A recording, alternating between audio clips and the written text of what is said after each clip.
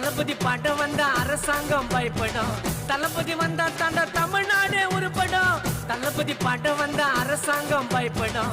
தளபதி வந்தா தாண்டா தமிழ்நாடே உருப்படும். எல்லாருக்கும் அதிர்ச்சி, அண்ணனோட வளர்ச்சி, செய்ய போறார் புரட்சி, மக்களையே எழுச்சி. Man of the mass, innocent பேசு, பாத்துக்கின்னு இருக்கலாம்டா தளபதிய.